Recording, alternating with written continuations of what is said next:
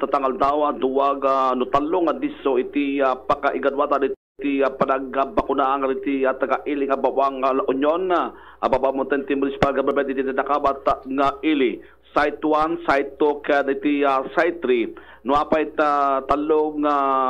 diso ket tap diri sa paspas iti panagbakunaan adag iti tagabawang Union nga saan pay nga nabakunaan iti site 1 na bogat meganwat iti bawang gymnasium para ti second dose ken iti bakuna nga Pfizer nga dagitay mabakunaan itatna para ti second dose sa jay bawang gymnasium nga dagitay nabakunaan para ti first dose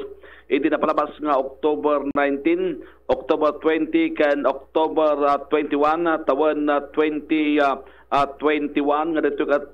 ikababay nga taga bawang La Union iti site to ket panagbakunaan nga ti mayganwat ket iti Philippine Red Cross tabi palagi pati iti PRC ket tabultulong batan iti panagbakunaan kadagiti metlang sanpay nga nabakunaan ken nakariti na palabas ngal daw ket adda giting gadwat nga panagbakunaan dito metlang ili nga bawang La Union babaen ti Philippine Red Cross iti pakaigadwatan na natoy ket sadyay bawang no paringaw Rotary Club building nga masarakan iti barangay Paringaw iti ili nga bawang La Union ken dagiti babakunaan ket dagiti metlang ag second dose ken dagiti kan iti bakuna nga first dose iti napalabas nga October 14 2021 ken iti may katlo nga lugar nga pakigadwatan iti panagbakunaan ti site 3 ket sadyay Santiago Elementary School covered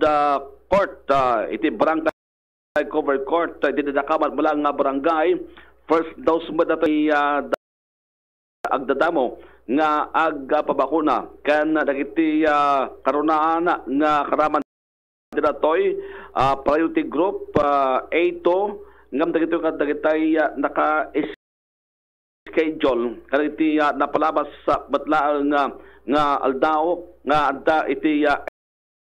A2 category wano dagitay senior citizen iti ili nga bawang La Union tay mapan ag pabakuna nga itugot da magitugot da ti ID bukod da nga ballpen ken kasabatan iti panagsuot ti face shield face mask tamnustak ket nataltalged dagitoy nga mapan ag pabakuna ken kasabatan haan nga agbaras ti virus iti COVID-19 sa bansang radyo ng Pilipinas sa consistent number 1 sa La Union Basta Radyo